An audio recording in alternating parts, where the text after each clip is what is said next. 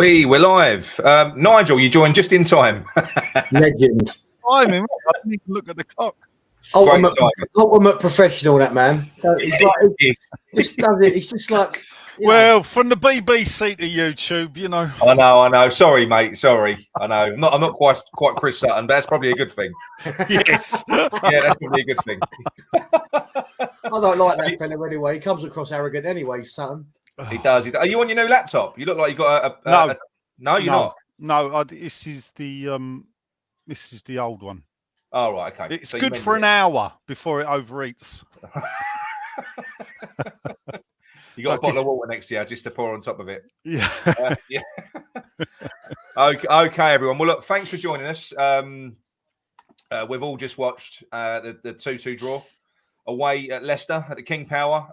Started really well, and then it just went really kind of quiet. I think we kind of took our foot off the pedal, didn't we? And couple of mistakes, and yeah, they was bang in front. And in the end, obviously, we'll do the review, but I think we was bloody lucky in the end to get to pull that back and get a draw. And now it kind of feels like a good point now, doesn't it? To be honest, at this point, you know. Yeah. But yeah, you know, I'm not. We'll get into everything. We're going to do the player reviews as well. So I don't know if there's going to be any donkeys. There might be. If I have my way, there will be. But we'll see. I might get smacked down by the other two. We'll see. We'll see what happens. You get smacked down, never.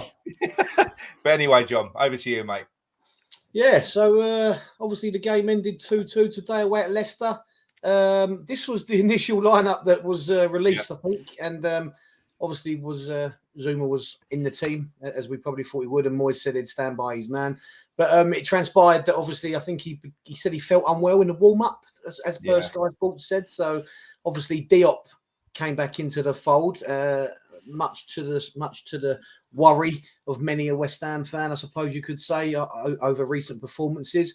But yeah, the game started, and I thought we started well. Obviously, we got the early goal, and it was a fantastic. Was it a fantastic ball, or was it a hoof over to from Diop to Bowen? I don't know. I think it was a calculated pass myself. But Bowen, being Bowen, he strided onto it, and he finished it with, you know, ultimate ease. Really, the way he finished it, I thought was superb. And we were on top somewhat, but you know, they didn't ever look out of it. And I just felt that I don't know about you two, but I sort of start to think sometimes when we go 1-0 up, you know, we maybe have the opportunity to try and take the game and get a killer second. I'm not sure if we do. I don't think we sort of push on sometimes when we're on top a little bit. And I think we sort of allowed them. I mean, they're a good side. We know they've had a poor run, but I think they're a good side. And they were on the ropes, though, weren't they? They were on the ropes somewhat, but I think what happens is I don't think we've got that killer instinct at the minute. Do you know what I mean? I think when you get one goal, we could have maybe gone on and got a second, or at least try. And I think as much as they were on the ropes, we weren't creating loads. I didn't think. You know, I don't know about you two. No. We created more than them. You know, we was much better in that first half. And I was quite. I mean, there was some dodgy performances that we'll get into, but I was quite happy. Really, I thought we can. In the first half, I think we controlled the midfield. Yeah. They weren't getting any luck, was they? Yes, and obviously to skip forward quite a bit, obviously the Cresswell handball and the timing of it is a killer. You know, as we know, conceding so close to half time, the team who score go in with their tails up, and I think that sort of pushed them into the second half on the front foot. Obviously, I'm guessing you watched the game. I know you both did. But Cresswell, for me, as much as everyone was saying he was unsighted, he did make the initial secondary movement with his arm. It was like he panicked and just sort of thrust his arm at it. You know, you can't do that in the box, and it was an handball. There's no arguments with that. I don't know about you, Nigel. Did you see the incident? I know you're watching Sky. Yeah, no. I obviously it weren't deliberate from Creswell. But I mean, it was a handball. It was a penalty. You can't argue with that. I think it was part of the jumping movement. He misread the flight of the ball. I don't think he was unsighted. I don't even know. I'm not sure he was sort of looking at the ball. I don't know if he would, if he'd see the ball coming and he'd looked away or whatever, or he'd looked down. But he jumped up. He moved his head as if to header it, but the ball weren't there. The ball was, you know, like a foot to the left of him, where he's, you know. And when you do jump like that, you jump out. So, I mean, if he jumps up with his arms down by the side, he ain't going to get the leverage, and No. that's where it's a bit of a grey area with that. But let's face it, if if a Leicester defender had done that and we hadn't got a penalty, we'd have been screaming the ass down. Oh yeah. I don't think there weren't any complaints, was there? So no, there's no complaints. I mean, Yeah. the way I see it, the first half I was sort of cooking a Sunday dinner, so I had it on. Valentine's charmer. Yeah, while I was well, no, it's it's needs must actually at the moment. I'm the butler. Of course you are, yeah. So so I mean, we didn't after the goal. I don't think we created anything. No. And we had a lot of the ball and we played it about, but we didn't cut them open. But then again, they didn't really. Everything was played in the middle part in front of each back four. Yeah, true. There was not a lot of cutting edge from either side. You're saying, was it? Really, it was a stalemate between two evenly matched teams. Yeah. So I thought. Sorry to interrupt you, but I thought.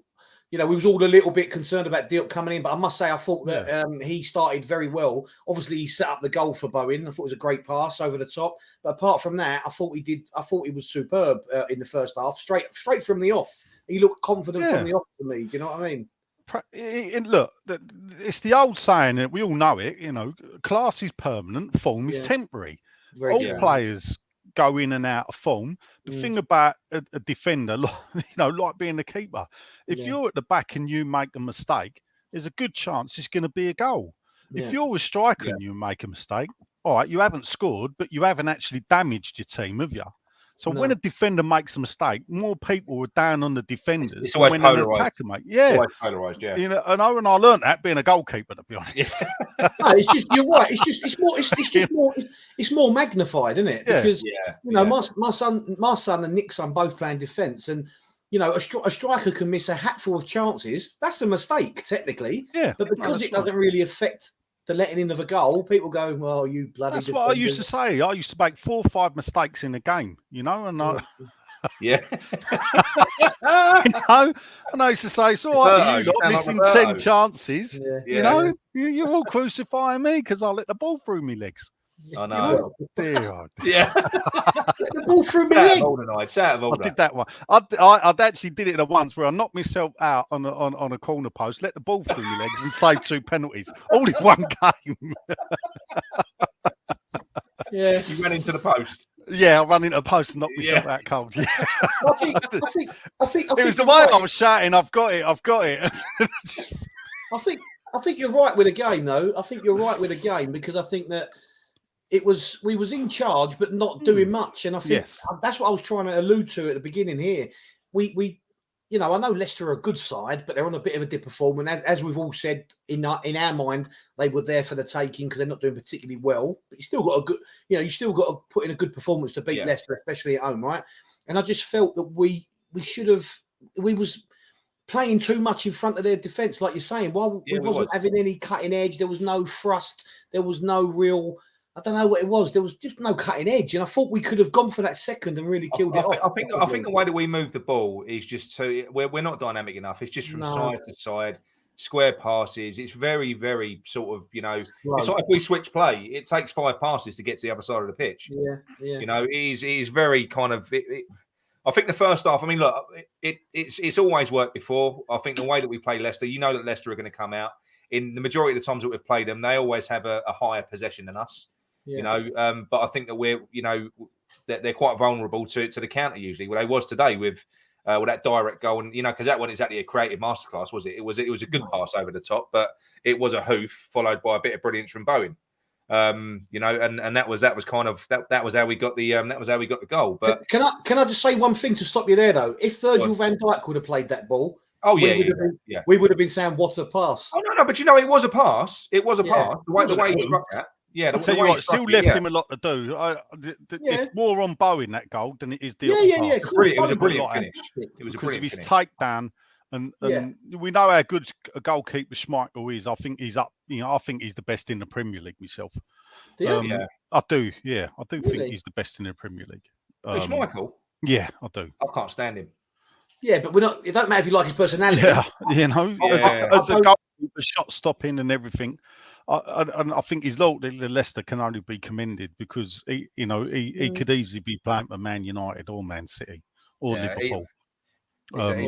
He's a poor man's Peter Schmeichel in my eyes. Oh, again, I don't. Yeah, I think you're very harsh. I think he's a good keeper.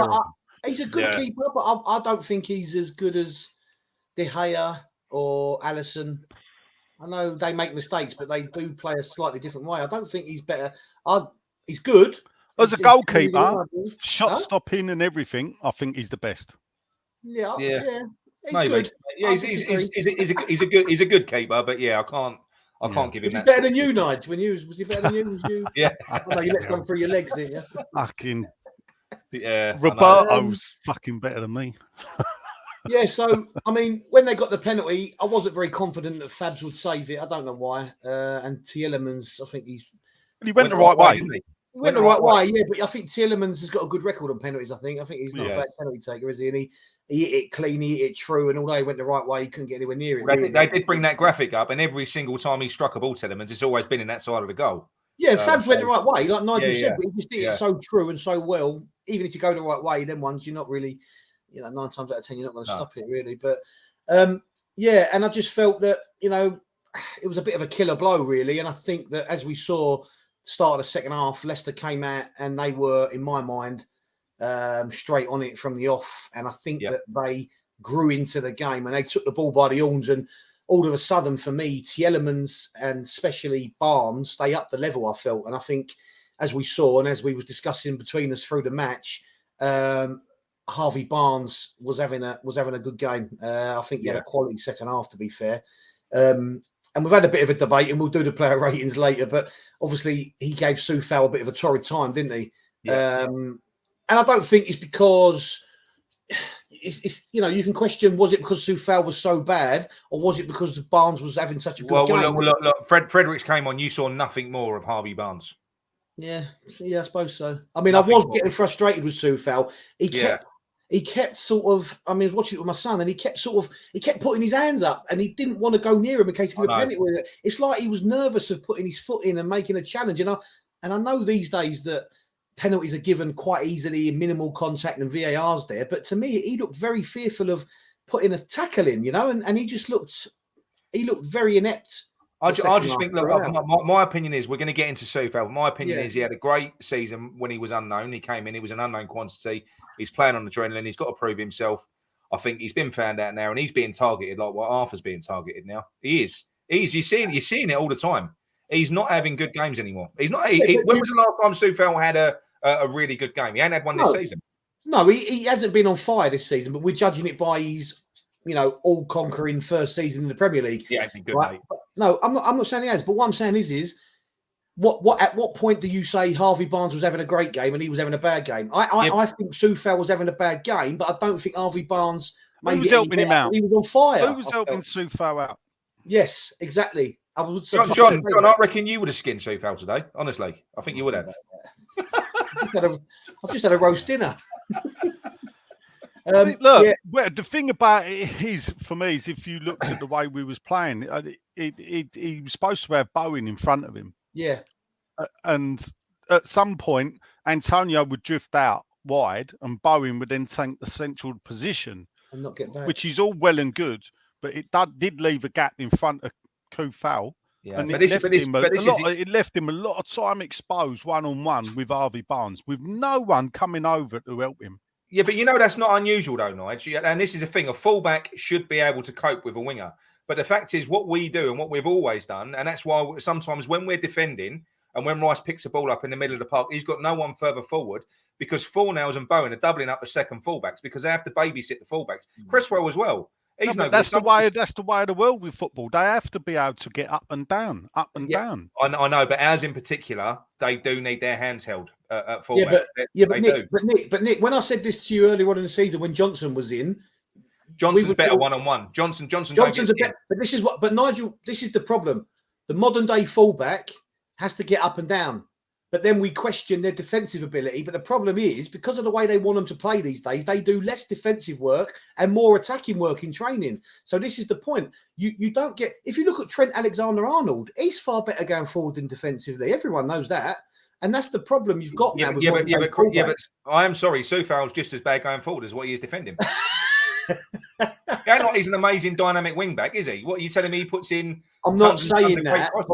I'm not saying he is, but what I'm saying to you is that because they do so much about the attack-minded side of the wing-back, play these days, they sort of neglect the defensive side a lot of the time, I think, and that's what sometimes happens. Yeah, maybe. I mean, I do make you right. I just think for them to have great games, I think. Well, like I say, I mean, look, Fredericks, we know he's not the best fullback in the world.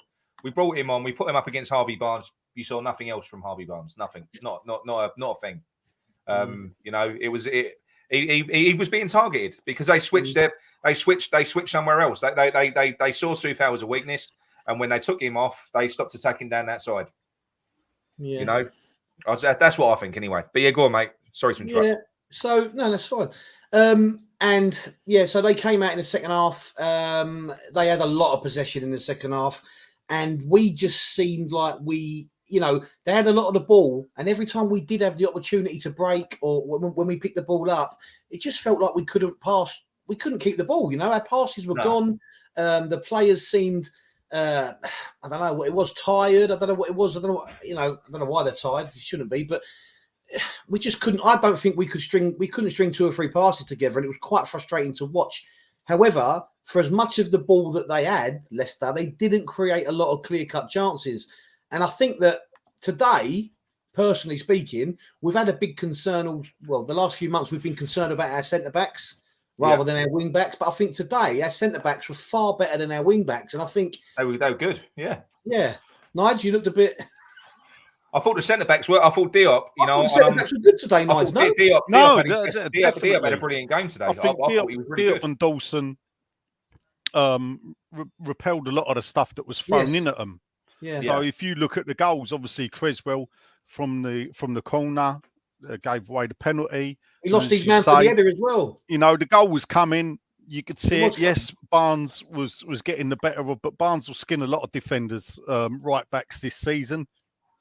He will be playing for England soon enough, and he got the better of Soufal time and time again, and. It helped create the goal. They had that chance, didn't they? That flew wide, and what's his name came in at the back post.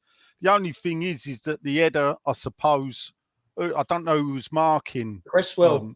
Again, Cresswell left him. We did leave it there a bit for him to get that header in. 2 mistakes, I think. Pereira, wasn't it? It was a great cross and a great header, but I think Cresswell was just flat-footed and he let him run past him. I suppose it depends how high you've set the bar. Recently, West Ham have set the bar high, and that's we've beaten them for the last 3 games, Leicester. The last 3 times we played them, and I think that's 2 away, 1 at home. So anyway, we've beaten them for the last 3 times, and we've smashed them off the park. I think we'd scored 3 goals minimum in each of the last 3 times against them. Yeah. So we sort of set the bar a bit high there. Yeah. And what's happened is we've looked at a 2-2 draw against Leicester and everything else, and the negativity comes out. Oh, what if this? What if that? Well, I look back and think in a 2-2 result away from home means I've seen 2 goals. We haven't lost. Happy days. No. Listen, I'm not negative. I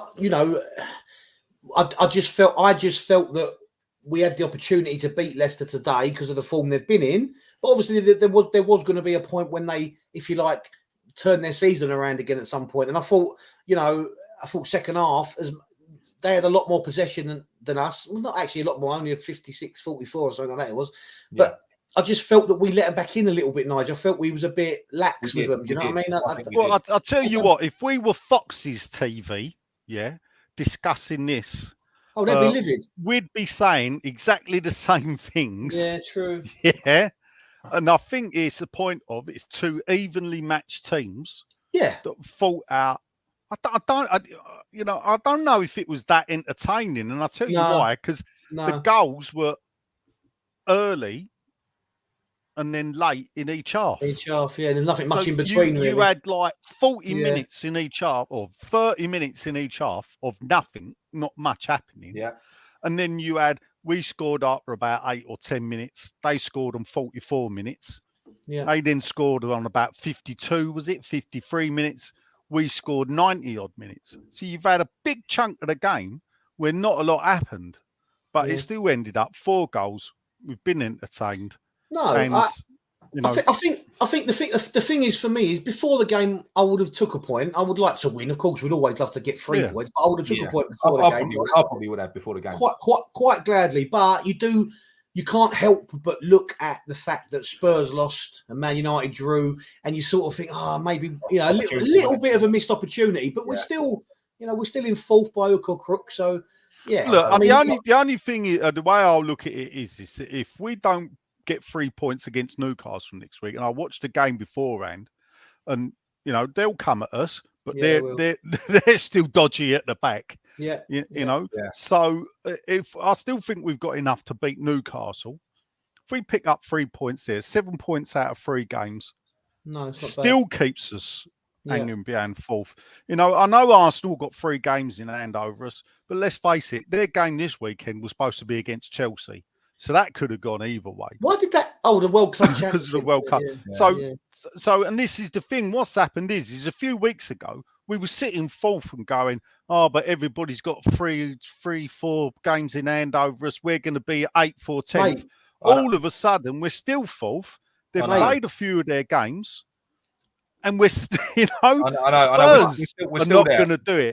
Yeah, I've said all along, you'd rather have the points on the board because chasing is the hardest thing to do. But I think what you can't get away from now. I mean, you obviously we was all on the WhatsApp earlier on.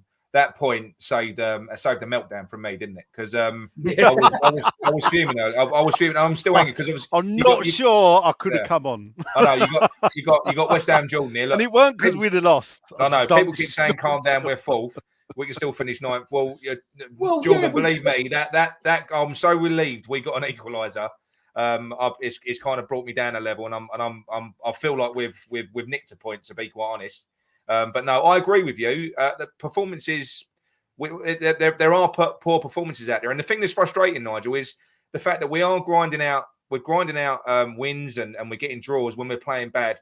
It'd be nice to start fucking playing well, because that just goes to show you the strength of this team. We've got a good team, but for some reason we ain't putting in good performances. I mean, I am sorry, and somebody put it on Twitter earlier on, and we're going to get onto the players, right? But people have just started to notice what I've been saying for about a year about Thomas Souček. And someone said it today, and that's, do you know what? And they said, do you know what? I think the reason Thomas Souček gets a pass half the time when people start criticising the game is because he's never fucking in the game. You hardly notice him in the game. He runs 13 kilometres in a game, and he hardly touches a ball. He hardly does anything. I mean, I don't know what that guy is offering to this team at the moment. And when we was chasing a goal, you're taking off Lanzini and you're leaving Souček on the pitch. I don't get it. I genuinely don't get the love-in with Thomas Souček. I don't. And his form's gone downhill. I think he's been crap for ages. I'm sorry, you're judging him against when he played a different position, sort of. But Rice was sitting back today, Nige. Rice was sitting in front of the back four. Yeah, he weren't surging forward. We didn't see a lot of Rice either, did we? No, to be honest, but that's because he was sitting back and he was shielding. It was Souček that was getting further forward today. Yeah, but he was doing nothing. But it's hard to turn the switch on and turn the switch off. He's just spent 15 games having to sit back. And in one game he's told, well, Deck's going to go, I'm going to sit back, you go forward. He ain't just going to pick it up like that. I think he does a lot of work unnoticed.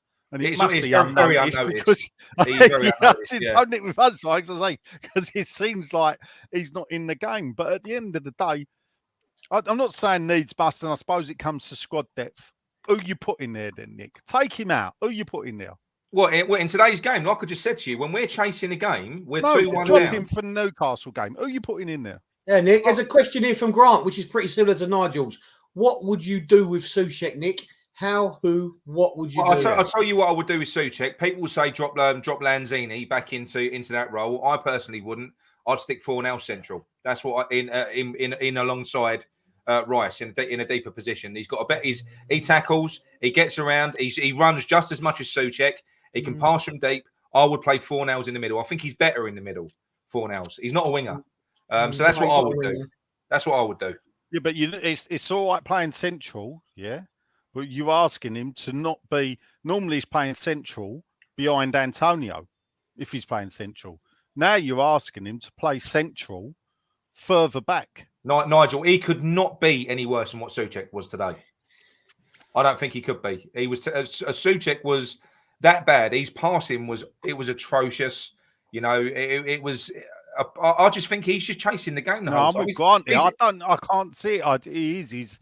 I think I look at Souček. I think he's a cartels. I do. That's what I look at. Every team needs a cartels. Look at, Didier Deschamps. What was Cantona called him? The water carrier. Every team's got to have a water carrier. You got to have a player who does stuff, gets in the way, don't get noticed. Yeah. But it looked like Declan Rice was going to be that player, but they've moved him further forward. And we are better for that. Don't get me wrong. We're a better team with Declan going forward than with Souček going forward. And I know Souček got more goals, but I still think we can't argue with the fact that we've scored 45 goals. We've never had this many goals at this point in the season. Oh no! Yeah, I know that. Do you know what I mean? So it's not hampering us. We know what we've done, but the fact is, we've done so well, and we're still there. What we've got to try and look at is our obviously Moyes. We can't tell Moyes what to do, but Moyes has got to try and find a way of getting the best out of this squad of players, just so we can have the best finish we can possibly. But have. It could be possible that he got the best out of what he could today. Yeah, I don't think so. Personally, I don't. Do you know what kills me? Antonio, when he was playing the way he was, especially towards the end of the game, having to play him for 90 minutes. I mean, he was dead. He was absolutely dead. He was out on his feet, and having to play him for 90 minutes every game. The thing for me today was the opportunity was there to gain a little or get a little bit further ahead with the results, right? And what really not upset me, wrong word, but what frustrated me today, I suppose, was the substitutions were just like for like, and although we nicked it at the end, what we was doing wasn't really working. And why not put two up front? Why not say, right, Bowen, Antonio, you go two up top? He never seems to change the formation ever. Yeah, do you know at one point though, it did look like that, and that's what I was saying earlier about Bowen. When you look at the positions taken up, Antonio was going out wide, Bowen was coming in the middle. And then it was vice versa. And it was almost like it was two up top. Yeah. Yeah, but they was interchanging, weren't they? Antonio was just doing his job, and then Bowen was doing Antonio's lone forward role. What I'm saying is I don't think we're creating enough, are we? When you're chasing the game, right? I know we nicked the point at the end there, right? But when you're chasing the game and points are important, especially at this time of the season, even a point could be an important point, okay? He don't seem to ever be more proactive than just bring on the same players. It's the same people in the same positions. It's Vlasic for, now it's always... But he's got a way of playing. I get that. All right, and he believes in that way. And this is the thing. He sets the team up. And when people go, there's no plan B, there's no plan B. A lot of really good managers don't have a plan B because they believe in plan A to such a point, and they build a team purely for plan A. But they haven't built a team for a plan B. So there is no plan B. But do you not think that applies to the likes of Liverpool and Man City, who have got world-class players who set up their team and they go, right, this is how we're going to play our game. We're that good. It's down to them to try and fix it. I don't think it's too much to ask for David Moyes to every now and then look at something and go, right, shall we tweak this a little bit? Shall we tweak it? Just make a few little shape changes. I don't think that's asking too much. Because I don't think... Nick, I'll pick you up. You turned around and said we're not creating chances. Yeah, outside of the big 6 teams, West Ham's created more chances and scored more goals than any other team. Other 14. But Nigel, we are not playing... I know what the stats say. But we are not playing good football at the moment. We are still grinding out results. I've said that. And I think we're a good team. But I think I know we can be better. we can be better than what we are at the moment. Oh, we can play. Look, I ain't going to disagree with you. We can play better, but and perhaps I am trying to put a positive spin on it. But Yeah. I honestly do believe this. Yeah. That actually, this is one of the finest Premier League West Ham teams that we've ever seen. Yeah, I'm sorry. I can't disagree with you. I can't disagree with you. I do struggle to. We can pick it, and this is the thing. I mean, I was watching after the game, and they were discussing the first Leicester goal, Souness and Carragher and Mika Richards, and they were freeze framing it to the minute detail, and they were picking apart the Leicester. And I'm looking at it thinking, are you three really picking it apart? Is that the best we can do to go? Well, actually, it's this bloke's fault. Because he didn't follow the line. Well, no, but then I think it's this bloke's fault because he should have been preempting it. Where all three have played football, and you're thinking, hang on, you've all been played football. Two of you were defenders that conceded goals. Yeah.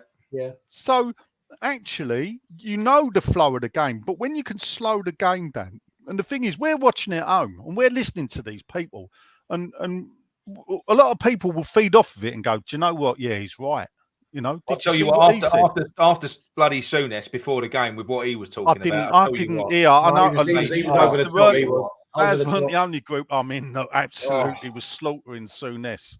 He was. It was. I won't go into it, but he went. He was a week too late. He wanted his say on it. He's a week too late, though, isn't he? But he wanted to be part of it all. He went way overboard. Honestly, but and that's the thing. We just sometimes I think.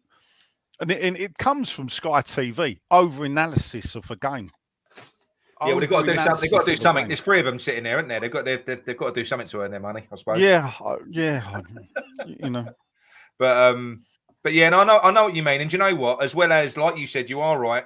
We weren't perfect, but clearly Leicester weren't either. They weren't. The only thing I say, Nigel, you know what I'm like. I'm half glass empty, half glass full. I'm not the other way around, but I'm not disappointed at all. But what I mean is, even when I saw a moment there when we were chasing, when Dawson, whether he was told to or he just decided, he seemed to be playing up front for a few minutes.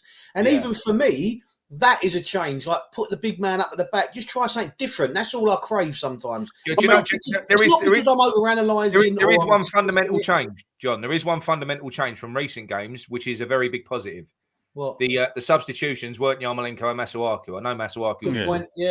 But he didn't bring Yarmolenko on today. But a lot of people. I mean, I was in a group. I won't name Sean, but he said that he'd give up on the game at 2-1 near enough and started talking about American football. And I was like, American football, sod that. And literally, I'm not going to name Sean because I don't want to hang him out to dry. But to send that, and the thing is, they put up a great stat that West Ham are third for scoring goals in the last 15 minutes. 76 I saw that. They put we've still got that ability. So Always, we've got that never say die ability in West Ham. Where before, blimey, I mean, look, I ain't think. There was a few years ago, if we went 1-0 down, you knew we weren't winning the game because we only had one goal in us. Where we now know under Moyes, look at him with his man love. Look, he loves it. He loves it. Look, so there's always that ability. It's Valentine's Day. Let him have his fun. And then tomorrow, so. We've always got that ability, even in the last minute, and we are dead ball specialists. And the big stat was we're one of the kings of dead ball, and they're one of the kings of conceding from dead ball. So actually, it was made that we'd score from a corner. I just listen. I would have took a point before the game. Of course, you want to win, and we did say there'd be goals in the game. Everyone predicted 2-1s, 2-2s, 3-2s, 4-3s. We knew there'd be goals, right? And it didn't disappoint, as you love to say. Nigel, goals are fun, and I just think that. I mean, the way I celebrated Dawson's goal at the end, not just because of my man love, but because that point can always be important come the end of the season. Every point is crucial now until the end of the season. And that's like the Watford game. We didn't play well, we still won. Today, did we play well? Did we not? I don't know. As you said, it was an evenly matched game. Weren't much in it apart from 4 goals, but after that. There was not a lot going on, I didn't think, from either team, but we still got that point. And it is the never say die attitude. There's always that opportunity. But today, I don't know. Today I felt that wasn't going to come. I just didn't think the ball weren't running for us. They was getting little nicks off here and there, and we wasn't really stringing passes together. But I did feel one person actually when he come on. I don't know what you said. We laughed. Oh, sorry. I thought you were going to talk about Dawson again. No. I'm not talking about Dawson. Why would I? I'm not. Listen, I'm not obsessed with him at all. Yeah. I thought Ben Rama, right, he gets a lot of stick, but when he looked all right. Before he come on, we weren't really taking shots. No one was having a go and stuff like that. So what I would say about him was he was a little bit frustrating at times. And I think I messaged you on the group and said, why didn't he just play it left? He ran into a dead end or whatever of players. But when I think about what he did, he was a bit more proactive, wasn't he? He was taking shots from funny angles. He hit a good shot when it dropped out from a corner on the edge. He went a bit wide, but he took the opportunity. And, I thought he was looking to go forward. Yeah. The funny thing about it is we have got a problem here. And the problem is Lanzini does his best work coming off the bench. Yes. Ben Rama does his best work coming off the bench. Yeah. No, I said exactly that Friday. So it's like we drop one week, you're going on the bench. The player that's got the shirt doesn't affect the game. The bloke comes on who thinks I should have started, affects the game. Does really good, affects the game. You think, all right, you can start next week. And then he'll start next week. And he won't be all that. He'll get subbed, and you can bet you like Lanzini will come. They're going to start arguing. They're going to start arguing about who wants to be on the bench. They're going to both want to be on the bench, shouldn't they? So, little shout out to Miss I Told You So, Claire, who did predict 2-2 last night and again this morning. Why did she predict it twice though? What's the point of predicting the same score twice? Well, because I asked her to. Because sorry. I asked her to. Yeah, I just stuck thought with you it. She was right. Thing of telling her, told you so. Yeah. No, and then I thought he'd done a right. Vlasic, mate, I don't know what he did when he come on really, but Well, look, I'm holding hope out for Vlasic for next season. To be honest, the same with Ben Rama. He gets sold. That he gets sold, or that he gets better. That he gets better. I don't get rid of him, and I keep him. And I always afford players like that. I'll give him a year to bed in. You got to. If he plays the same way next season, then I think it's pretty obvious that the Premier League has been, look, at the end of the day, Shevchenko struggled in the Premier League. Sebastian Veron struggled in the Premier League. Gabriel Batistuta. Struggled. Casaraghi. All these great world-class players fancied dipping their toes in the Premier League. Sebastian Haller as well. So they've all been found out. So it can easily be done. So let them bed in. Yeah, look. At the end of the day, we have got our own example of that with Pablo Fornells. He took a year. And Ben Rama, Yeah. Even though Pablo Fornells took it that step, yet, to be honest, took it that step further, where he bedded in for the first year, and then he was definitely up and running now. Yeah, but I make you right. Ben Rama gets a lot of stick, and he looked really, really lively when he came on. He did. He did look lively. I mean, he was a little bit frustrating at times with his decision making, but as Nigel said, he looked to get forward. He looked to take on a few shots, and sometimes I think we are a little bit. Sometimes I question: are we trying to walk the ball in the net? Sometimes, you know what I mean. But we overplay it. We do that one touch one pass to him. The only thing with Ben Rama, I'll say, is I can see why Algeria got knocked out early. Yeah, he's a bit of a heads down player, and he's got all that technical ability in the world. But he'll run past 6 players, and then he'll run into another crowd of players. He don't seem to sort of make the right decision. No, but the problem what happened is where he changed it is Lanzini weren't even doing them runs. So as soon as Ben Rama come on, he's picked the ball up, beat 2 players, gone to the touchline. All right, I think it went out for a goal kick. But he's done the run, isn't it? And what it does is it starts putting a seed of doubt into defenders. What do we do now? Yeah, it's just that change of mindset. I did agree with Nick, though. I must say, when Vlasic and Ben Rama came on and he just took off Fornells and Lanzini, that did. I've got to be honest, that did frustrate me because I think Souček should have been pulled. And I really do, Nigel. I'm not trying to single anyone out. But we was 2-1 down. I know, and I'll tell you why. I just think you're leaving yourself open into the third goal. I know, but we was chasing the game, and at that time we didn't know Super Craig was going to pop up in the last minute and score a fantastic shoulder into the goal. It was a shoulder and all. It was a shoulder, and they started to review it, didn't they? Or saying, they did. On the sleeve and all that nonsense, which started getting me a little bit worried. I mean, look, Mike says West Ham are full fighting on 3 fronts, and you still get moaners. Yeah, I mean, being critical, is it moaning? Is moaning being critical? Moaning. We're allowed to analyse the game, but look, at the end of the day, there's nothing wrong with being ambitious, is there? Nothing wrong at all. No. Today wasn't ambitious. You just wanted to, just wanted a point. But it ain't about being ambitious. Look, I'm on ambitious. I want West Ham to finish in the top 4. If you heard me yesterday, you lead me arguing the case. But then when they turned around and went, will they? The answer was, well, no. Oh, for anyone who doesn't know, Nigel was on Radio 5 Live yesterday. Anyone who didn't know, he told us 5 times. I was at a party. My phone kept going off. I'm at 5 Live in a minute. I was like, that was good. I must admit. I think you done that, bloke. I think you done him. Yeah, well, Chris Sutton obviously got upset when I slated Scottish football. Have you got the link? Have you put it on your website? Yes, I have. Yeah. I actually made a video of it. So you can actually, I looked at it. I'll send you the video. No, good, really good. Yeah, look, so again, substitutions. In my opinion, Moyes was slow again, bringing on Benny and Vlasic. Yeah, I must admit, I was starting to think, for fuck's sake, hurry up. Yeah, I'll agree with that because he brought on, I think it was on 65 minutes or something. He brought Fredericks on, and then I think it was something like 78 or something. And you're thinking normally he moves at 70 when we're behind. Yeah. And you are starting to think, well, it's now or never. You got to give them 5-10 minutes to look at the game and really get into it for people off the bench to do it properly. I know you said that he's got a way of playing and he sticks to it, but do you think that his actual timing of his substitutes is written in stone as well? That he's so inflexible, even with that. Yeah, I do. Substitution. Yeah, if you look, if invariably. Generally, no matter how the game's going, he won't look to move until at least 70 minutes. But look at that. There was a game a couple of weeks ago. We made 1 sub. Yeah. And you think, in this day and age, that's unusual. Such an unheard of thing. Yes, unusual. It's unheard of. Yeah.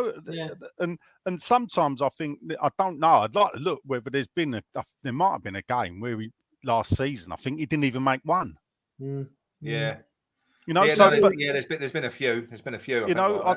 Where you think if you look at a transfer window, and I know we've done it to death. He didn't sign anyone because he didn't see anyone that he thought could change the game.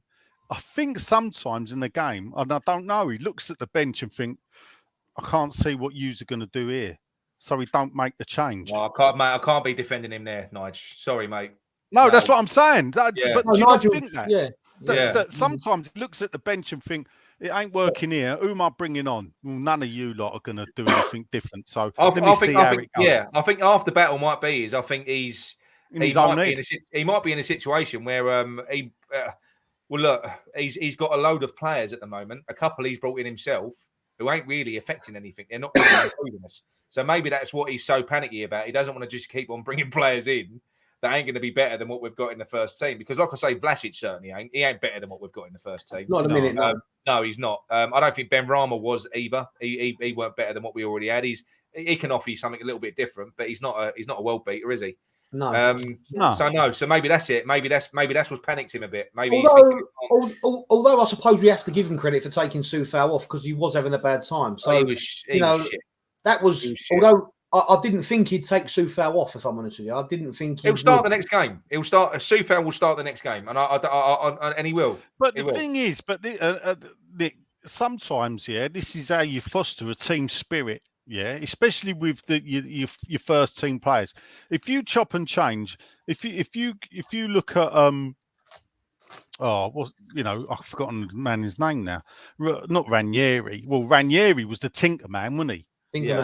At Chelsea, and sometimes you can overthink. You go, oh, you come out for a game, you go in, and you upset the balance, and you upset so many of the players that you don't foster a team spirit.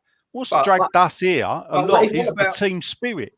But what about the second string players who are waiting for their chance in the first team, and they're sitting on the bench watching someone thinking, what the fuck have I got to wait for here to get a go in this team? Well, do the people coming off the bench perform that well? Johnson's better than Soufal at fullback. Johnson's better than Soufal. He is. He's a better defender. He's a better defender. Yeah, he is. You know. All right, so let's just move on quickly. So Garino says it wasn't long ago we were top 3 for conceding last 15 minutes. Yeah, someone's talking about the Super Bowl again. That gets on my nerves. I'll watch that crap.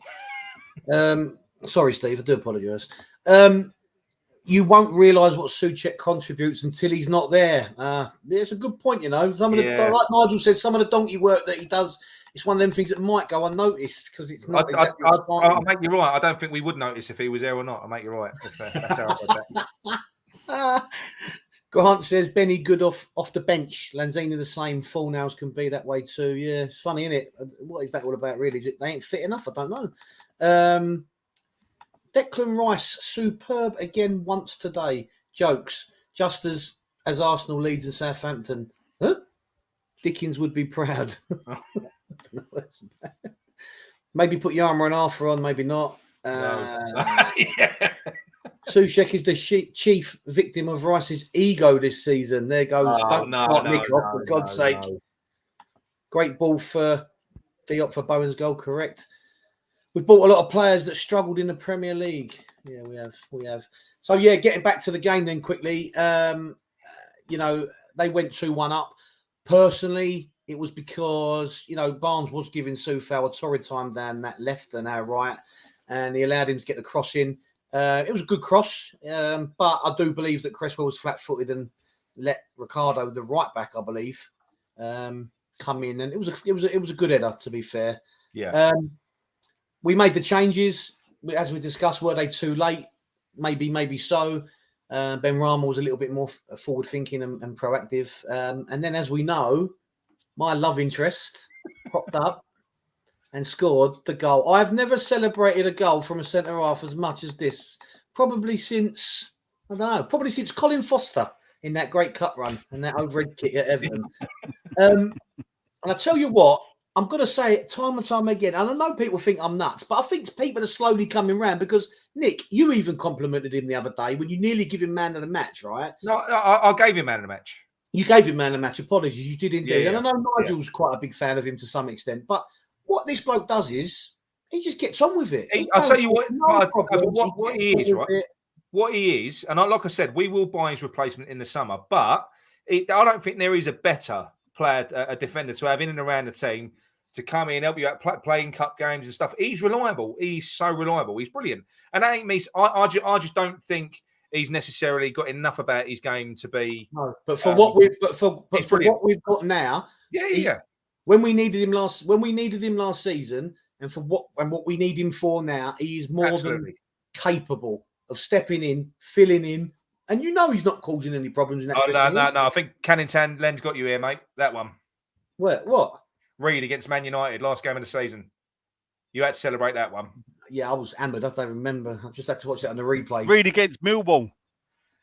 Yeah. It's another one as well. Yeah, but all right. I'll have you on that one. But it was a good goal, wasn't it? It's just, I just think Colin Foster's weren't even an overhead kick, mate. He was side on and he swung it in. That was you ain't played centre half, mate. That is how we do. Mate, I have actually played centre half, believe it or not. I've just Stoke Newington police station a few times, funny enough. But I can see the goal now. The ball comes in and swings it, and he sort of side on. It was a good goal. Don't get me wrong. In the defenders' union, that is classed as an overhead kick, right? Goal. He got a better goal against Barnsley that season. Same as when you let the ball in through your legs. That's called a nutmeg in the real world. Yeah, you're trying to. Do you know what? If the attacker would kick the ball, it might have been a nutmeg, but considering it was a back pass. Well, John, get through the game so that we can get into the player ratings. Yeah. Well, I mean, that was it. Well, he's done the game, hasn't he? That was the game. He scored the goal. We nicked the point. I mean, you could say we nicked the point. Was we deserved of it? Yes. Yeah, probably a point was a fair result in essence. I thought the stats would have been a lot worse. I thought they had a lot more possession than they actually did. Yeah, because they seemed to. Especially they did at one point in the game. Fairly even, really. It was fairly even, you know. But yeah, moving on to player ratings, Nick. Cut me off. I don't care. Do it, son. Stop talking, John. Basically, yeah. Right. So we've got Lucas Fabianski in goal. What are we giving him? I think. Do you think he had a good game? He didn't have much to do. The goals went in. Apart from that, can you put halves? You can't have halves. No, we don't have halves, mate. Nick couldn't find the decimal point. No. Me, then I would go. He didn't really do anything wrong. He didn't have much to do. 6 or 7. I'll let you work it out. That's what I'm looking. I'd say 6. He wasn't at fault for any of the goals. He didn't make any mistakes, and apart from that, he had not much else to do, really. Do you know what I mean? So, yeah, that's that one. Right, let's move on to Aaron Cresswell. Aaron Cresswell. Aaron Cresswell. Go on, Nigel. What do you think? Well, I mean, the funny thing is that Kufal's getting all the grief, but Creswell was at fault for both the goals. Yeah, no, totally. Personally, I'd be giving him a 5. Yeah, no, I agree. Yeah, I agree. He whatever. I've seen the replays of that handball, and I truly believe whether he lost sight of it or not, I don't know. But to me, it wasn't natural what he did. He sort of put his arm out rather than it was because he was jumping, because the other arm didn't do the same movement. So to me, I think he just got a bit panicky and thought, I don't know. I've got to be honest. I could go 4 for Cresswell, but I don't think, and even though he made them 2 mistakes, he weren't anywhere near as bad as what Sufal was. I'm not having a donkey's head. I'm not putting a donkey's head on Cresswell, but I'll tell you what, he's going to put one on Sufal. Sufal for me, 3. 3? Yeah. 3, telling you. He was poor, which is why he got hooked, because it takes a lot for Moyes to. But he could have got Creswell. See, I'd give him a 5 because they both had an equal bad game. You can't turn around and say, "Oh, Creswell's a 5, Kufal's a 3." But which one got subbed? Yeah, but Creswell directly affected both the goals. Creswell's faults directly affected both the goals. Yeah. If Harvey Barnes was up against Creswell, you might have seen it might have been different. You might have been slagging off Creswell instead of Kufal. Yeah, I see your point. But for me, so you would give Sufal a 5? Yes. Yeah. Well, can I meet you in the middle? Can we give him a 4 and I won't put a donkey on his head? Yeah, go on. Because he won a 5. John, what would you give him? No, I agree with you, mate. I'll go 4. If I'm honest. I know Cresswell was directly at fault, but the fact that Sufal got hooked, and Moyes don't usually hook defenders unless they're having a nightmare, same as Diop did at Kidderminster the other week. It's very rare. You have to be playing bad, I think, for Moyes to hook you as one of the defenders, especially. Yeah. So, yeah, no, that's fine. Right, Virgil van Dawson. Best bit, mate. Well, I'm not. Look, apart from the fact he scored a goal, I think him and Diop were very good today. They coped well. None of the goals were directly because of anything they did. I think they were solid. They repelled a lot of what they could. And I think as a duo today, they actually played well together and individually. For me, the way he played, again, epitomised his character and the proper centre half. Scored a goal at the end to nick a point and did a chicken dance as well. Personally, I'd say 8 for Dawson. I would go with that. I think he was good. I don't know what you think, Nigel. No, yeah, I was thinking 8, and Chris Murphy in the chat said 8, and I was nodding my head in agreement. I think he gets an 8 because of the goal. It could have been a 7, yeah, with the goal and everything else. Topped it off, didn't it? I think. Yeah. Topped it off.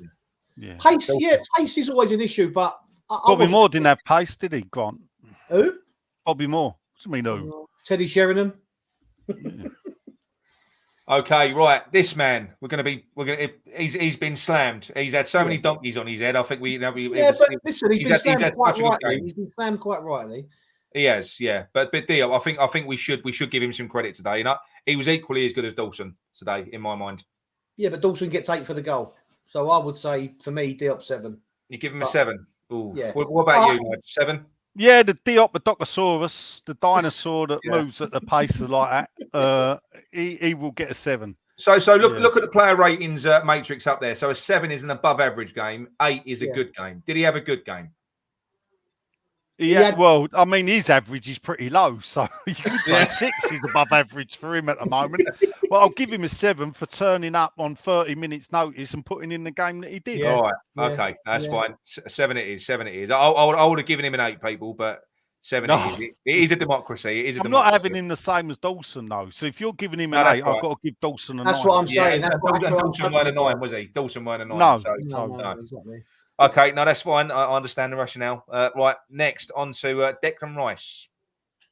He was, I don't know. He was a bit off the ball today by his standards, I felt. Yeah, but I think his passing was still all right. I'll tell you what it was. Everyone, and that's the thing. Everyone keeps on. I'm going to do the impression again. Stop going forward. That's all people keep saying about him. Well, he didn't go forward today. He was sitting there and he was camping.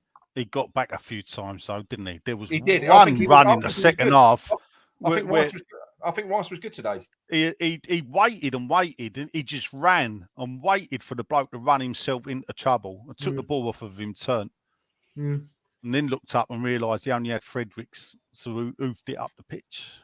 Yeah. So I would go 7 for Rice. Yes. Yeah. No lower. No, not at all. I think the thing is with Rice, it depends what you want from him as a fan as well, because I've got quite used to seeing him marauding forward. So when he doesn't do that, it's not that I neglect. It's not that I neglect. It's funny because in the chat there's a few people going 6, and I think what they're doing, and the reason for that is, and I fully understand why they're saying it, he set himself such a high bar. Yeah, you've got to judge it as people going, well, he's not had a good game today. He's not had a good game. With all due respect, Claire is saying Rice is a 6. Well, if you're marking it on performance alone, if Rice is a 6, then what the fuck is Souček? if that's what I'm going to say now. If Rice is a 6, what is Souček? Yeah. So I don't know. I don't think he's definitely not a 6. But let's move on to Souček anyway. Yeah, I think he was very is that a word? Uninvolved? I don't know. He was just uninspiring. He didn't touch the ball a lot. To me today, I know you said it for a while, Nick. I'm not saying I don't agree that he's been poor for a year, by the way. I think that's a bit of an exaggeration, right? He has been poor. He looked he looked absolutely lost. He was like a rabbit in the headlights. He looked like he didn't know what he was doing. He looked like he didn't know what he was doing. No, mate. He just looked really off the boil, mate. Really, more so than I've noticed, if I'm honest. I know you've noticed it before. It was like prime bad Diop in midfield. That's what it looked like to me. I just don't remember him doing anything of note. Anything. At all. Well, he did one thing. He made that good tackle in the box, didn't he? And he timed it well. Okay, remember? Yeah. No, I remember that one. He made one good tackle. True. But for me, I would go 4. There's a lot of people saying 5. For me, I'd say I would say 4. But like I say, it is a democracy. So whatever you think, and we go for an average. Go on, Nigel. What do you reckon? Me, I was going 5. Okay, John. I'm just going to just split it. Well, it ain't, is it? It's 3 of us today. I'd say 4. Yeah. Okay. Well, a 4. He didn't do anything wrong. Like he didn't make mistakes and things like that. But he just did nothing at all. He just he put the shirt on and stood on the pitch. Yeah, I know. Honestly, I'm not being overly critical. I don't think, because I'm usually quite fair. But I think today was a bit of a surprise for me how poor he was. So I'd have to go 4 if I'm honest. He's average. Okay, Lanzini. Looked busy on the ball, He was trying to turn. He was trying to do his usual composure. I don't know. He was all right. I don't think he did much, but like Nigel said and was discussed earlier, a lot of both teams' plays was just sort of in front of the back 4 of either team, and there wasn't really much cutting edge from either. And he's meant to be the one that is creating the cutting edge, I suppose. It was an average game for him, wasn't it? It was an average game, yeah. I think, and most people in the chat are saying 6, and I'd probably go with that. What do you reckon, Nigel? Yeah, I mean, I'm looking at your bar chart on the left with your player ratings, and I'm looking. He's had an average game, so 6. He wasn't above average to get a 7. No. Yeah. Okay. All right. That's fine. Bowen, obviously, he's got to get marked up for his goal, hasn't he? What a goal that was. Yeah, he took the goal really well. Like Nigel said, there was a lot to do once he received it. Even taking it down was, the taking down of the pass was great. And then he finished it with, ease, really. He made it look very, very easy to beat a keeper. He wasn't on the 6-yard line. He was quite a way out to some degree and at an angle. He hit it really well, really true. And he took it really well, which we know he can do. I did think in the second half, I know Leicester were on top, but I did think I wouldn't say he went missing, but he was a bit quieter in the second half, personally. I don't know if you think that. He was. But that could be down just to the fact that Leicester were on top a lot more, and we sort of went into a little bit of second gear, I suppose, rather than first gear. It was no more than a 7 for me. No, it was a great goal, great take, great finish. But yeah, I'll be happy with a 7. See, I thought he had a good game. No, he did, but Yeah. So on that, then I'm looking at an 8. Okay. Yeah, that's what. Yeah. Well, the thing is, look, he got us off the mark, didn't he? And that was because even with that ball over the top, I think that was a decent ball. That pass, people say a hoof, decent pass from Diop, but he still had an awful lot to do there, and he did everything right, didn't he? Well, was he above average or was he good? For me, he was good. I'd So say he's above therefore, average. But again, I'm looking at an 8. yeah, but again, John, it is Nigel. Let me just tell you what it is. John is trying to manufacture a Dawson man in the match again. That's what he's doing. I'm not at all. Yeah, but Dawson can still have an 8 and be man in the match. He can be, even if Bowen. I'm probably guilty of what you said people do for Rice, Nigel, because he set such high standards over recent months. Bowen, I'm looking at it thinking he probably could have done more, but I'm judging it by his own superlative performances in recent months. This is a good point. This is a good point from Ray. What's that? He made a great tackle on the edge of our penalty box. Yeah, he did. Yeah, that was good as they well. They screamed for a penalty and he stood up and the ball's at his feet and he runs off. Even Alan Smith went, what a that was clean in the second tackle. half. Yeah. Okay. I'm going to go. That's fine. I'm going to go for an 8. I'll go for an 8. Yeah, okay. Ray's twisted me on. Yeah. There we go. Right, Fornals. Again, a bit like Lanzini. Personally, he was a bit like a bit. He was there. He was all right. He was okay. He did some. He was all right. He didn't stand out, did he? Didn't stand out. More no-nails than 4-nails, really. Yeah.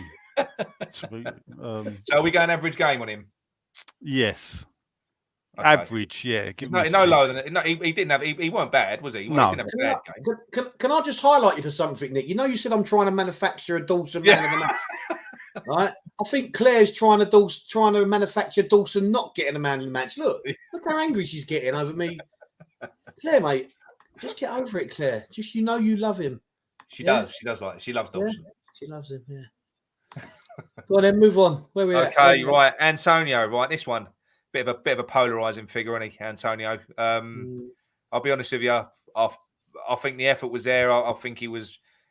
I don't know. I think he was tried, but I think he was poor.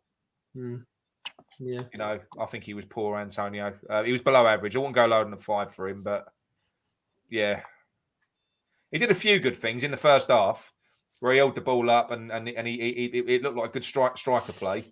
But he was bringing people in. But I don't know. See, a lot of that as well. It might be because he ain't got support. I don't know. But you've got to judge him on his performance, and he didn't really do anything of note, did he? No. And it's funny how he's had an injury-free season, and yet he seems to be struggling in more games. Yeah, I know. And in the seasons where he's had the injury, and when he's had the injury, he's had 2-3 months out.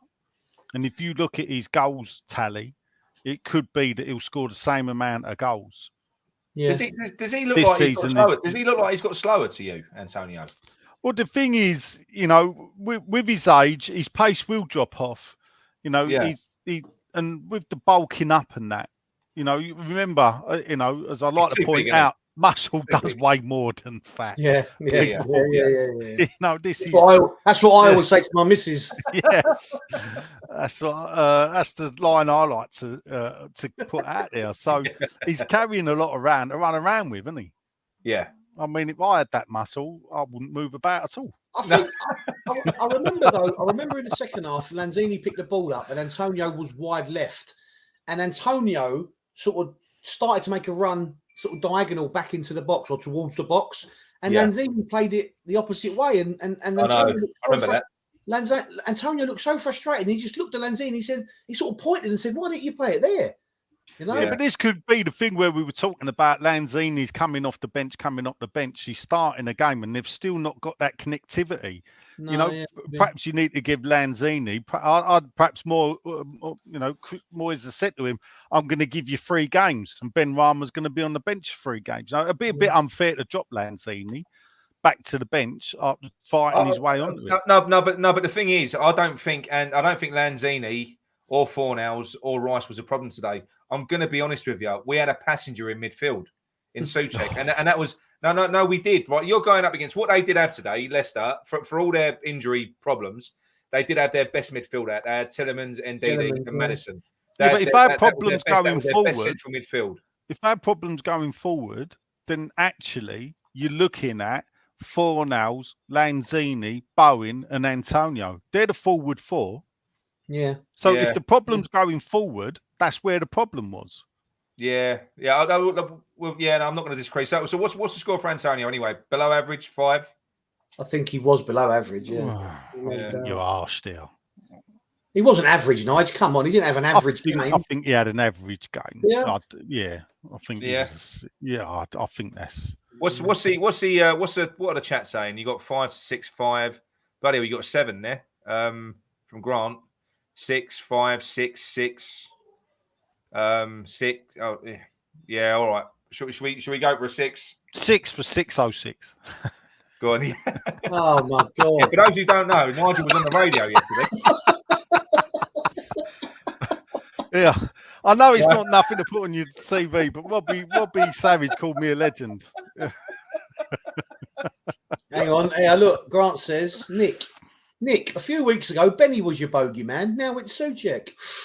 Ask John. Ask John. How long has Souček been my bogey man, John? Off camera, a while. Yeah, a long time. Off camera on WhatsApp, quite a while, Grant. To be fair, Nick, you crucify a lot of people on WhatsApp. Yeah, I know. Do you think what you said it before? WhatsApp, that'd be a good podcast, wouldn't it? I'm telling you, last week I was having a tough old week. I told you, and I'm going to have to download it. And don't do that to me, bloody hell. No, I don't pick it. Yeah. 'Cause at the end of the day, I don't want to sort of bit. All I'm saying is the conversations that go on all day. You could just pick out little sections of it. Yeah, because me and Nick fall out every half hour, don't we? Oh, we do. We've been good for a few days, haven't we? Been good for a few days. Right. We behaved. Yeah. Right. So Vlasic. Mate, I don't know. How long did he have? 15 minutes or something? 15 minutes. Average. He was no more than a 6, was he? Can't really give him no less than that. No, 5. 5. Okay. 5 or 6. I've lost me cursor. I couldn't think of anything he done when he come on. No, that's what I'm saying. Where the other two, I can think of things they did. Right, well, Fredericks, I'm going to give us. For me personally, I would give him a 7 because Barnes, you saw nothing more. You saw nothing more. You saw nothing more from Barnes the minute he came on. I think he was getting forward. I'd say 6 average game. He only had 20 minutes or something, maybe 25, maybe. He did nullify Barnes to some extent, but 100%. Yeah. He had about half hour. Did he? Yeah, I think he done well when he came on. He was getting forward as well. But it's fine. That's all right. We'll give him a 6. It wasn't a bad game, but he did his job, didn't he? Stop the threat. All right, average game. So Benny, are we going to be nice to Benny then? I'd say high 6s for me. I wouldn't say a 7, but I think he did well. Yeah, well, I was thinking the same there. 6. Yeah. I think he did well. He didn't do anything wrong. He was more attack minded. He hit a few shots, speculative, you could say, but we wasn't doing enough of that, I didn't think. So no. Okay, right. Man of the match time. So man of the match. So I'll tell you what we'll do. In the chat, give us your man of the match choices, and we'll have a little count up as well. But Nige, who would your man of the match be?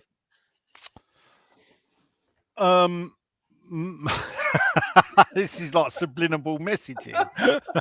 Say that word. You could say that word, then. This is like subliminal messaging. Yeah. Who would be my man of the match? That's a tough one because no one was really that outstanding. No. I'll give it to Dawson for the goal at the end. He was the best defender. Yeah. And I think for that reason he'll pit Bowen. Yeah. And also because he don't really get a lot of man of the match the balls, and Bowen has been picking them up. So he's had 2 on the spin, hasn't he? Yeah. That's 2 on the spin. He's had. Look, I think. Look, there's a lot of people. Look, Garino agrees. Man of the match, Dawson. Yeah. It's going between Bowen and Dawson in the chat, isn't it? Yeah. Look, Claire said man of the match for improving is Diop, but for the goal Bowen, but give it to Dawson. You know what? Claire is unable to give him any credit, literally any credit. I tell you. Right, here he goes. Like it. That's 2 consecutive games, John. Do you think he was man of the match, Nick? Yeah, I do. Yeah. Well, the thing is, because the way the game went, Bowen was brilliant, but I think Dawson was constantly involved in the game because we was under pressure quite a lot. Yeah, so true, a little bit. I think he had more to do, if you like. Yeah. Although, but I think Bowen did have a good game. But yeah, so I would give it to Dawson. I do personally. I would have said that Diop was on par with him, especially after recent performances and the fact that he got thrown in at the last minute. He did do well. I think he did really well. But I'll tell you what I've got before we run through the chat. We've got a couple of videos that were sent in, and one of them I haven't screened, so I'm taking a risk here. It's from Phil Pitt.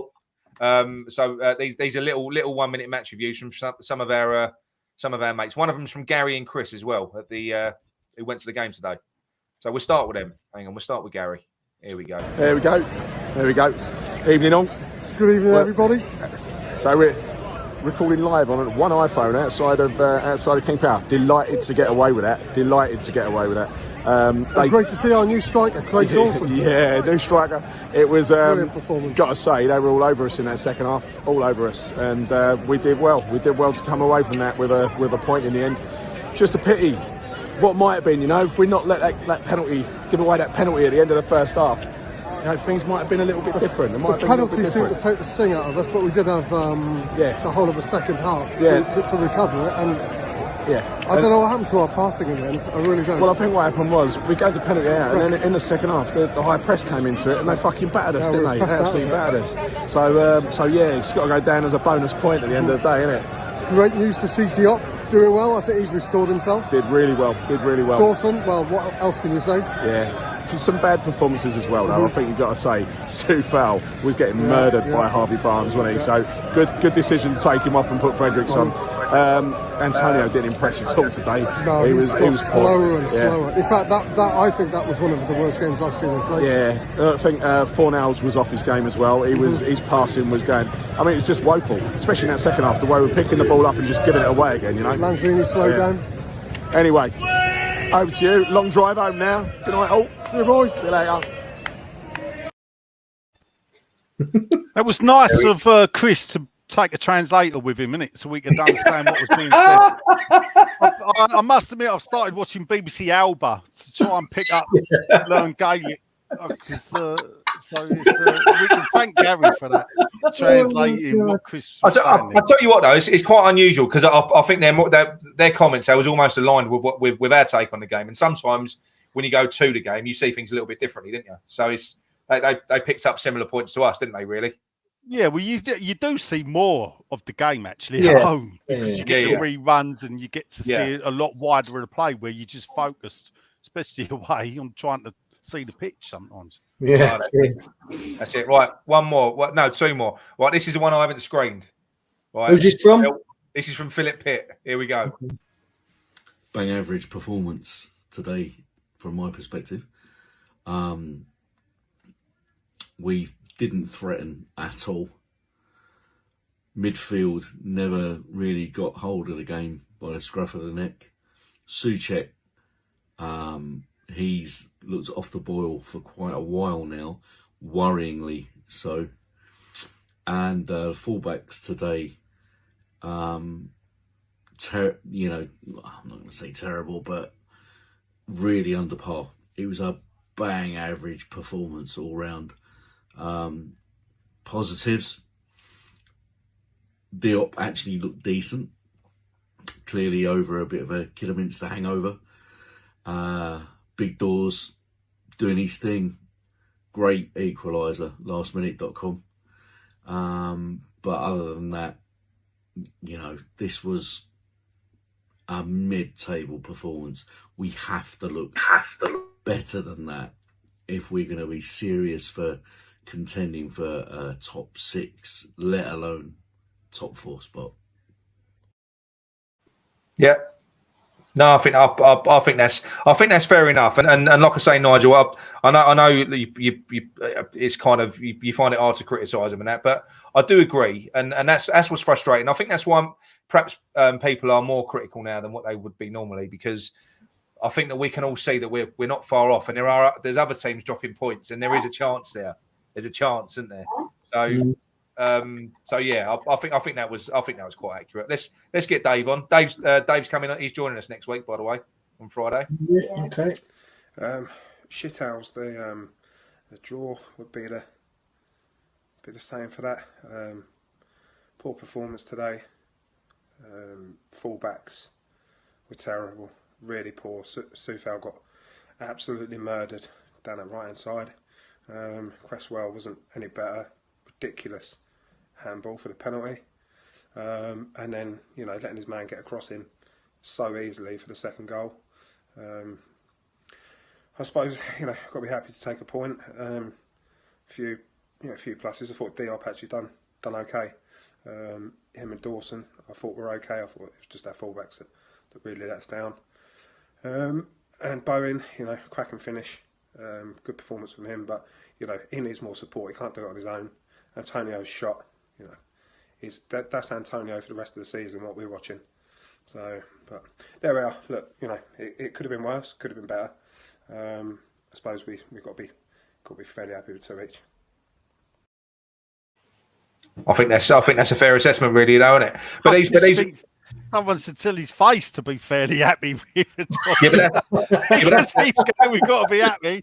Yeah, but God, I'd hate to see him after we lose. Yeah, but that is literally these are reviews after the game, literally straight after the game. Yeah, so we should see what you say straight after the game. I'm glad you waited. Like I said, I'm glad we got that equaliser. I am. I'd have actually moved this to 9 o'clock after the Walton, I think. Oh dear. It's just look, football's an emotional game. People have different opinions and different take on things, but at the end of the day, look, we have to. Nigel's right to some extent. We have to always look at the positives. Otherwise, I do think it will drive you insane. And it's not looking for positives. Is not being defeatist or being acceptance of mediocrity or whatever you want to call it. It's just like, we're still there. I know people hate saying that or hate people saying that. We are still fourth, right? Love it or leave it. But for me, the team that I'm sort of looking at now is Wolves. I think they're absolutely flying. I think, Arsenal, Tottenham, inconsistent. Man United, inconsistent to some extent. But I think Wolves are the ones that seem to be fairly consistent, obviously beating Spurs today. So we got beat by Arsenal in midweek. Chris Moles, is he writing in Welsh or is this actually how it seems? Vlasic did some nice work on the left-hand side. What nice work? What did he build a little woodwork thing or something like that? Made a little duck? He didn't do anything. I don't know. Is that a town in Gwent, Vlasic? I think I know the railway station. Hang on a minute. I'm not sure I saw him do anything good though. Chris. I've got to be honest. Scottish.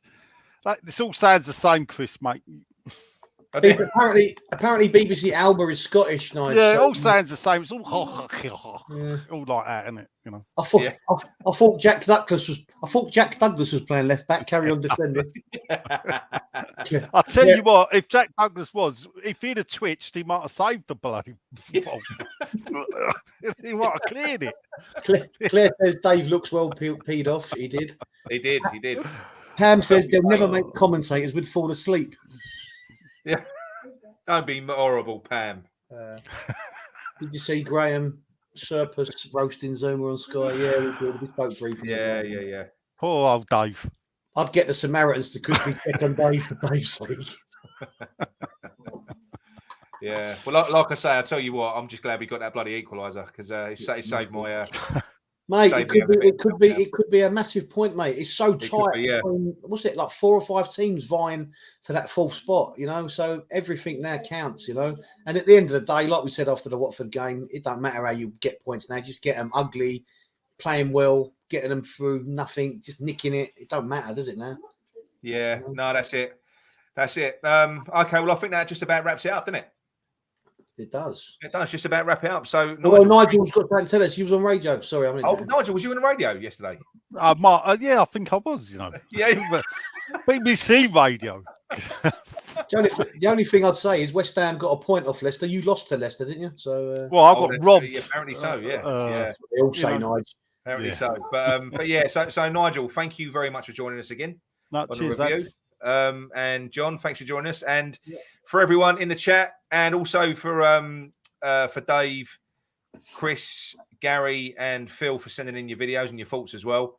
Like I say, you know what, you got to take the point. We was away from home. I would have took it before the game, but I am greedy. But we are where we are, so we move on to the next game. Give us a like, and if you're new around here and you like what you've seen, subscribe to the channel. Plenty more content coming out. plenty more content coming out. And if you and that's didn't about like it, piss off somewhere else. Exactly, Because yeah, this is yeah. about as good as it gets. it actually is, yeah. It don't get any better than this. That as good as it gets. It is good. But yeah, Backhanded always. So anyway, that's us done. Thank you very much. Have a good night. Have a good night. Come on, you irons. Take care. See you later.